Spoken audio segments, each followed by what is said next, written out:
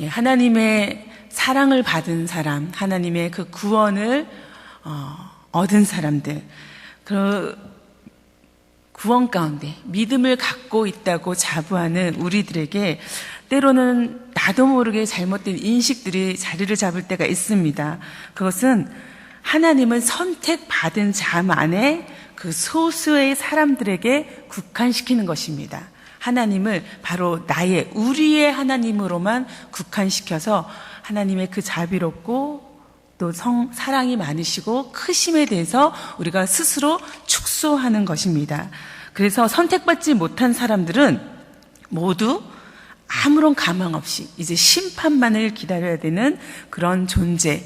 그래서 하나님은 너무도 무지막지하고 무서우신 어떤 분으로 그렇게 생각하는 것.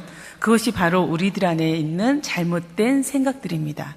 그래서 때로는 우리가 거듭났다고 하는 나를 생각하면서 그렇다면 구원받지 못한 사람은 누구일까? 누가 구원받지 못한 사람일까? 저 사람은 아마 구원받지 못했을 거야. 이렇게 우리가 스스로 판단하고 그 일을 때로는 즐기기까지 하는 그런 모습들이 우리 안에 있습니다. 이것은 참으로 너무도 위험하고 교만한 생각입니다.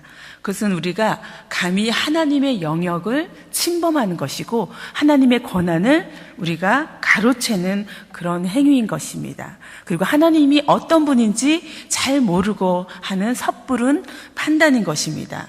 오늘 본문이 말씀하시는 하나님은 어떤 분입니까? 하나님에게는 어떤 목적이 있고 어떤 열망이 있습니까? 하나님은 그 마음과 그 목적과 의도를 많은 사람들에게 분명하게 전달하고자 애썼습니다. 그것은 바로 모든 사람, 모든 백성, 만민이 구원을 얻는 것입니다. 그리고 하나님 안으로 들어오는 것입니다. 그 사랑을 받아 누리는 것입니다. 구약 성경의 많은 주제는 이렇게 우리를 치유하시고 구속하시고 회복하시고 그의 사랑 안에 거하는 것, 그것이 구약의 말씀이 우리에게 전달하고자 하는 메시지입니다. 그것은 바로 신약의 예수 그리스도를 통해서 더 분명하게 나타난 것입니다. 이사야 선지자의 메시지도 그것을 담고 있습니다. 하나님의 백성, 선택받은 사람들에게 하나님의 사랑이 국한되어 있지 않음을 말하고 있습니다. 이것은 이스라엘만이 아니라 모든 백성, 하나님을 알지 못하는 모든 생명들이 자신들의 죄를 하나님 앞에 내어놓고 그 한계를 인정하고 하나님께로 돌아오기를 원하는 것입니다. 그리고 그 하나님이 주시는 구원을 경험하고 하나님의 은혜와 복을 받아 누리는 삶을 살게 하는 것, 이것이 하나님의 뜻이고 하나님의 마음인 것입니다. 하나님은 그들을 향해서 복을 준비하고 계시다고 얘기하고 있습니다. 어떤 사람이 그 복을 받아 누릴 수 있습니까? 오늘 1절과 2절의 말씀을 보면 이렇게 기록되어 있습니다. 여호와께서 이와 같이 말씀하시기를 너희는 정의를 지키며 의를 행하라. 이는 나의 구원이 가까이 왔고 나의 공의가 나타날 것임이라 하셨도다. 안식일을 지켜 더럽히지 아니하며 그의 손을 금하여 모든 악을 행하지 아니하여야 하나니 이와 같이 하는 사람, 이와 같이 굳게 잡는 사람은 복이 있느니라 라고 말씀하고 있습니다. 하나님은 온전한 회개를 촉구하고 있습니다. 정의를 지키고 의를 행하라고 말씀하고 있습니다. 안식일을 지켜 행하라고 말씀하고 있습니다.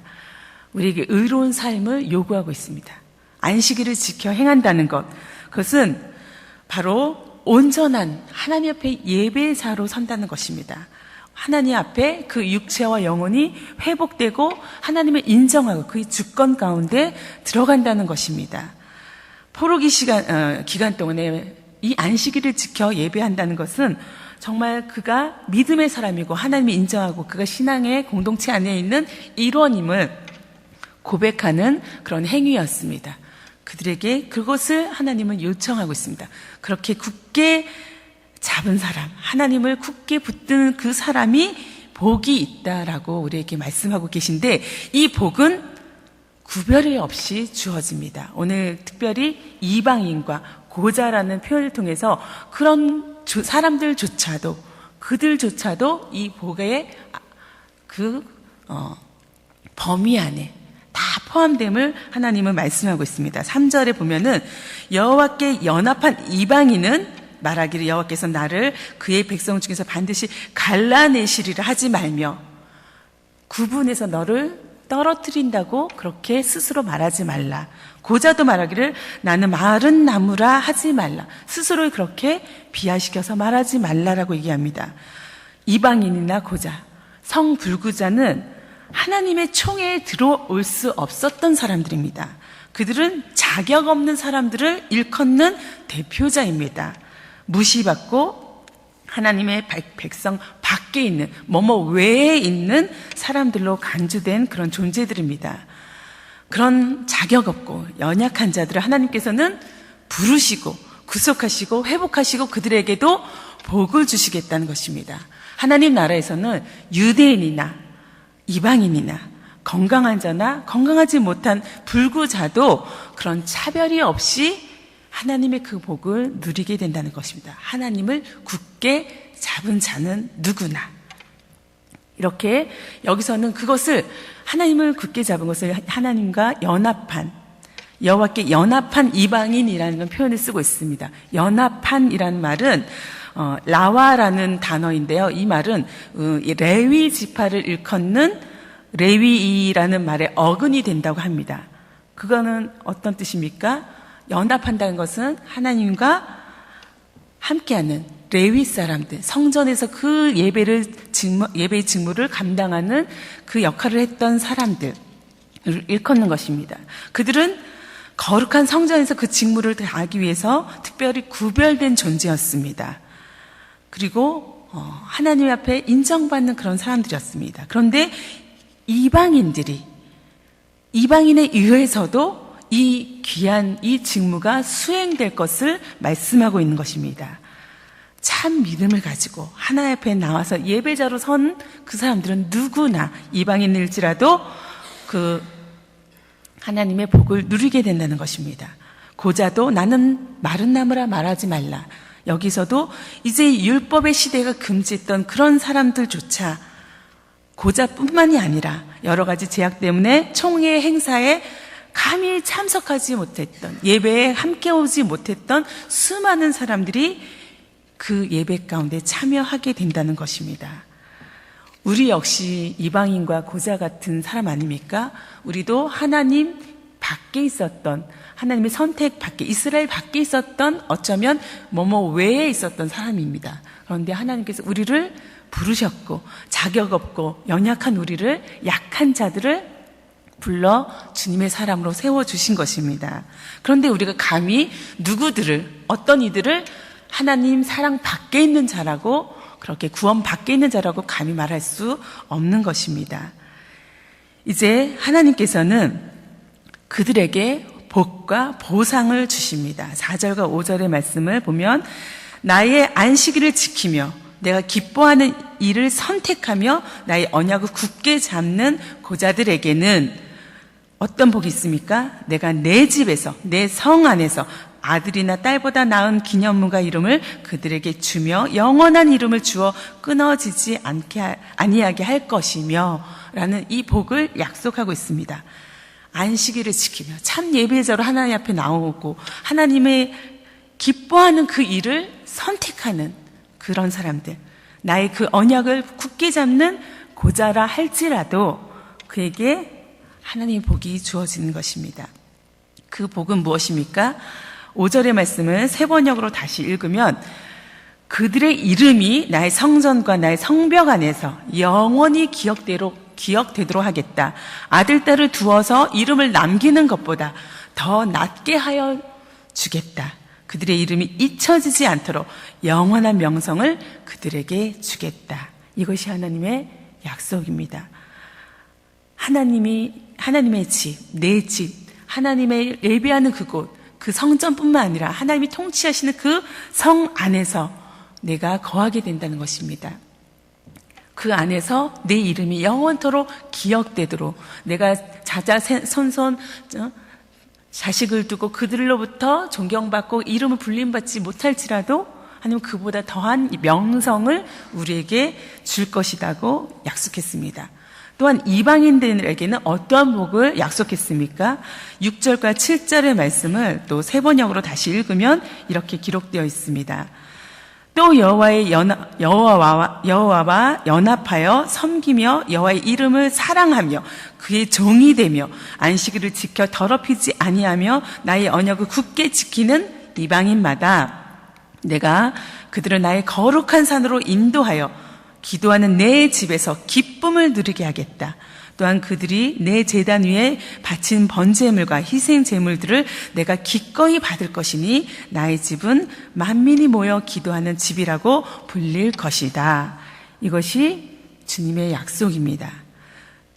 역시 앞에서 말한 대로 주님과 연합하고 또 그 이름을 사랑하고 하나님의 이름을 정말 사랑하고 그 하나님을 내가 정말 진심으로 사랑하고 그의 종이 되어서 그를 섬기고 안식일을 지켜 더럽히지 않고 온전히 그분만을 예배하고 그렇게 하나님의 언약을 굳게 잡는 이방인들에게도 어떤 복을 줍니까?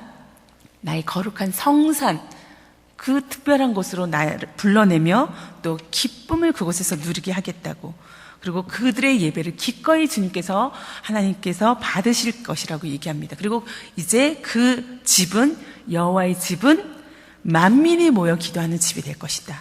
누구나 구별 없이 어떤 자들이나 나와서 예배하는 그런 곳이 될 것이다. 하나님의 한없이 넓고 또 끝이 없는 그 마음, 그 사랑이 이 본문 가운데 그대로 녹아져 있는 것입니다. 하나님은 이렇게 우리에게 사랑으로 다가오시는 분인 것입니다. 이사야 19장의 앞에서 우리가 말씀을 지난번에 읽지 못했는데 19장의 말씀을 보면 이런 말씀이 있습니다. 그날의 애굽 땅 중앙에는 여호와를 위하여 제단이 있겠고 그 변경에는 여호와를 위하여 기둥이 있을 것이요 이것이 애굽 땅에서 만군의 여호와를 위하여 징조와 증거가 되리니 이는 그들이 그 압박하는 자들로 말미암아 여호와께 부르짖겠고 여호와께서는 그들에게 한 구원자이자 보호자를 보내사 그들을 건지실 것임이라.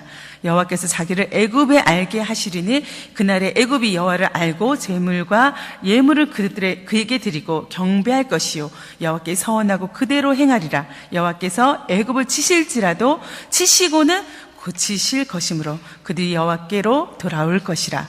여호와께서 그들의 간구함을 들으시고 그들을 고쳐 주시리라. 애굽이 어떤 나라인지 우리가 너무 잘 알고 있지 않습니까? 애굽은 이스라엘을 노예 삼았던 사람들이고 하나님을 알지도 못했던 사람들입니다. 그런데 그 애굽 땅 중앙에 제단을 쌓겠다고요. 그곳에서 하나님이 예배를 받으시겠다고, 그리고 그들을 고치시겠다고 그렇게 얘기하고 계신 것입니다. 하나님은, 여호와는 이렇게 모든 백성, 모든 인류가 주님의 품으로 그 사랑을 알고 돌아오기를 원하시는 분인 것입니다. 하나님의 집이 기도하는 집이, 특별히 만민이 기도하는 집이 될 것이라고 이야기하고 있습니다. 기도한다는 것은 무엇입니까? 내가 할 수 있는 것 다 하고 나서 하는 것이 아니라 모든 주권을 처음부터 끝까지 하나님께 그대로 다 옮겨드리는 것입니다. 주님께 맡겨드리는 것입니다. 내 인생의 터를 나로 삼지 않고 주님으로, 하나님으로 삼는다는 의지가 기도 속에 녹아져 있는 것입니다. 그래서 우리가 아침마다 나와서 나 자신을 위해서, 우리 자녀들을 위해서 정말 간절히 기도하고 우리 이웃과 또 이 교회를 위해서 기도하는 것은 하나님이 행하시고 하나님이 그 모든 것을 주관하는 분이라는 것을 고백하는 행위인 것입니다. 아무리 내가 최선을 다해서 내가 하려고 하는 그 모든 걸 내 의지대로 한다 해도 그 뜻이 내 원하는 대로 되어지지 않을 뿐만 아니라 그렇게 한들 아무 의미가 없기 때문인 것입니다. 그것은 내게 속한 모든 것은 주님의 것입니다 라고 고백하는 그런 행위인 것입니다. 이제 모든 백성들이, 만민들이 이런 고백을 하나님 앞에 하게 될 것이라는 주님의 말씀입니다. 이제 하나님은 마지막 8절에서 다시 한번 그의 의지를 분명하게 드러내고 있는데, 쫓겨난 이스라엘 사람을 모으시는 주 하나님께서 말씀하신다. 내가 이미 나에게로 모아들인 사람들 외에 또 더 모아드리겠다. 외에. 하나님이 먼저 부르신 사람들 뿐만 아니라 그 밖에 있어서 소외됐다고 여기는 그 사람들조차도 하나님은 구원하시겠다 약속하십니다. 우리가 상장을 받을 때 예를 들면 그렇게 하지 않습니까? 많은 사람이 받으면 다 일일이 줄 수 없으니까 송지영 외 몇 명. 그러면 그 이름 부름 받은 사람은 영광스럽지만 그 외라고 하면 우리가 굉장히 섭섭하지 않습니까? 서운하고 나도 이름이 불려졌으면 하는데, 그 외라고 불림받지 못한 사람, 그들 역시 모두 하나님의 사람들이고 부름받은 사람들이라는 것입니다.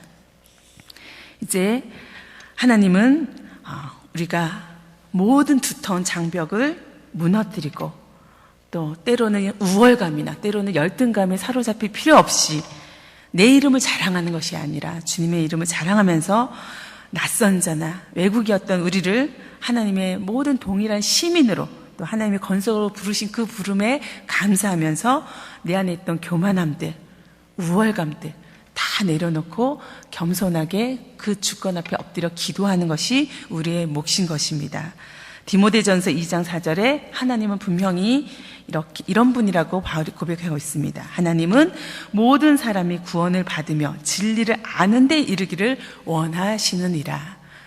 이 하나님을 오늘도 품고 하나님을 우리가 오해하거나 하나님을 잘못 전하는 일이 없도록 그 하나님, 그 크신 하나님을 우리가 오늘도 종일토록 누리며 사는 그런 여러분과 저의 삶이 되기를 간절히 바랍니다. 함께 기도하겠습니다. 그렇습니다. 하나님은 만민의 하나님입니다. 하나님은 모든 자들을, 모든 피조물들을 구원하기를 원하시고 그 계획을 갖고 계시는 분이십니다. 때로는 우리 눈에 그렇게 보이지 않을지라도 하나님 그 의지를 행하실 분이십니다. 하나님, 우리 안에 혹시 하나님의 그 의지를 잘못 생각하고 또 하나님을 오해하는 일이 없도록 우리의 생각과 마음과 뜻을 바로 잡아 주시옵소서. 그리고 그 하나님의 마음을 우리도 품게 하여 주시옵소서. 그 마음이 종일토록 우리를 붙들도록 인도하여 주시옵소서. 이 일주일이 주님 앞에 온전히 드려지는 참 예배가 되기를 소원합니다. 인도하여 주시옵소서. 예수님의 이름으로 기도합니다. 아멘.